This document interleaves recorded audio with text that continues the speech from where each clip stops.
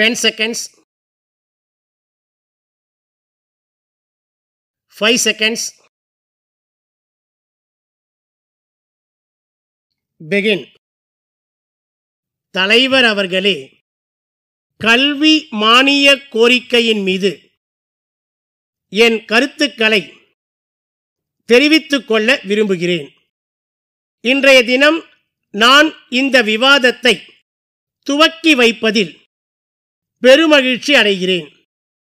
சாதாரண ஏழை எளிய மக்களும் நல்ல கல்வியறிவை பெற வேண்டுமென்று இந்த நாட்டிற்கு சுதந்திரம் வாங்கி தந்த மகாத்மா காந்தியடிகள் எண்ணினார்கள்.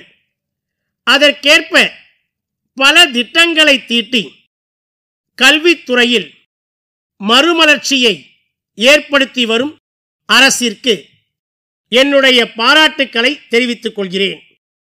கல்வி வழங்குவது என்பது மிகவும் புனிதமான பணியாகும். சமுதாயம் நல்ல நிலைமைக்கு வளரவும் மக்கள் ஒழுக்கத்துடன் வாழவும் கல்வி வளர்ச்சி இன்றியமையாததாகும். இன்றைய சமுதாய மாற்றத்தில் படித்தவர்கள்தான் அதிகமான தவறுக்கு காரணமாக இருக்கிறார்கள் என்பதை வருத்தத்துடன் காண்கிறோம். இதற்கு காரணம் அவர்களுக்கு பண்பாடு என்பது இல்லாததுதான். இந்த நிலையை மாற்றிட சமுதாயம் நல்ல முறையில் மேம்பாடு அடைந்திட அறிவு கல்வியுடன் பண்பாட்டு கல்வியையும் வழங்க வேண்டியது நம்முடைய கடமை என்பதை குறிப்பிட விரும்புகிறேன். கல்லூரிகளில் தமிழ் பயிற்று மொழியாக படிக்கும் மாணவர்களுக்கு உதவித்தொகை வழங்கி வருகிறோம். இருப்பினும் அவர்கள் ஆங்கில பயிற்று மொழி வகுப்பிற்கு தான் ஆர்வமாக செல்கிறார்கள். தமிழ் பயிற்று மொழியில் படித்த மாணவர்களுக்கு தமிழ்நாட்டில் வேலைவாய்ப்பில் இன்னும் முன்னுரிமை அளிக்கப்படுமானால் பல மாணவர்கள் தமிழ் பயிற்று மொழியில் படிக்க ஆர்வம் காட்டுவார்கள் என்பதை என்னுடைய ஆலோசனையாக தெரிவிக்க விரும்புகிறேன்.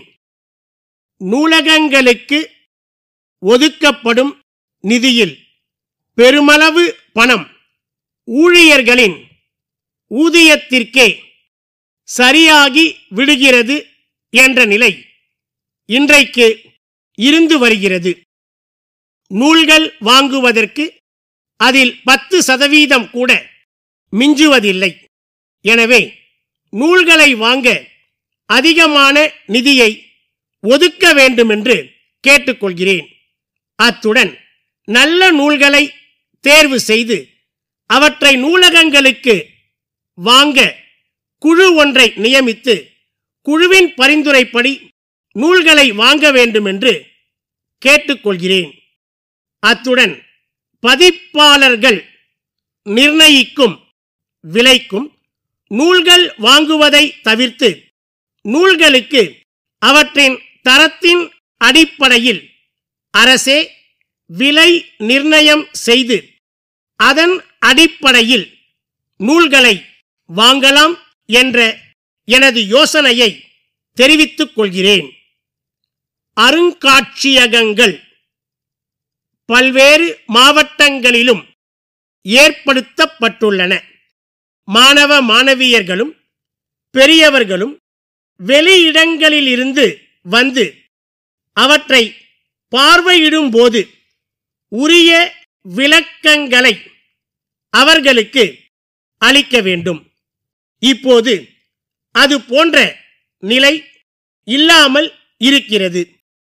உரிய விளக்கங்கள் அளிக்கிற நிலையை ஏற்படுத்தினால் தமிழ்நாட்டின் பெருமையையும் வரலாற்று உண்மைகளையும் சரித்திர சான்றுகளையும் சரியான முறையில் மக்கள் அறிந்து கொள்ள வாய்ப்பு ஏற்படும்.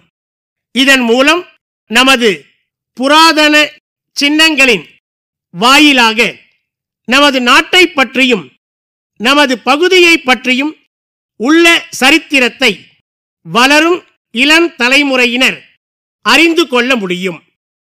தஞ்சாவூர் அண்ணா சாலையில் உள்ள அம்பிகா நிறுவனத்தார், சென்னையில் உள்ள திருவாளர்கள் அமரன் நிறுவனத்திற்கு எழுதிய 10/1/2025 நாளிட்ட கடிதம். அன்புடையீர், வணக்கம். தங்களது கடிதம் கிடைக்கப் பெற்றோம். மிக்க நன்றி. தாங்கள் கேட்டுக்கொண்டபடி புதிய ரக அரிசி மூட்டைகளை தங்களுக்கு அனுப்பி வைக்க தயாராய் இருக்கின்றோம் என்பதை தெரிவித்துக் கொள்ள விரும்புகிறோம்.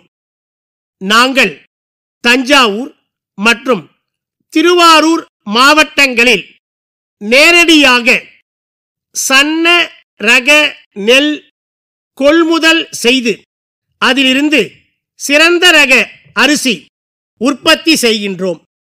நாங்கள் இவற்றை 10 கிலோ, 25 கிலோ, 75 கிலோ மூட்டைகளாக கட்டி விற்பனைக்கு அனுப்பி வருகிறோம் என்பதை தங்களுக்கு தெரிவித்துக் கொள்ள விரும்புகிறோம். தாங்கள் எங்களது நீண்ட நாளைய மற்றும் தொடர் வாடிக்கையாளர் என்பதால் தங்களுக்கு 20% கழிவு வழங்க தயாராய் இருக்கிறோம். மேலும் தாங்கள் 50,000க்கு மேல் ஆர்டர் செய்தால் இலவசமாக எங்கள் வாகனத்திலேயே அரிசி மூட்டைகளை அனுப்பி வைக்கிறோம். தங்களது தேவைகளை நாங்கள் உடனே வழங்க இயலும் என்ற உறுதிமொழியையும் தெரிவிக்க கடமைப்பட்டுள்ளோம். தங்கள் ஆதரவான பதிலையும் முன்பண தொகையையும் எதிர்பார்க்கின்றோம். நன்றி. தங்கள் நம்பிக்கையுள்ள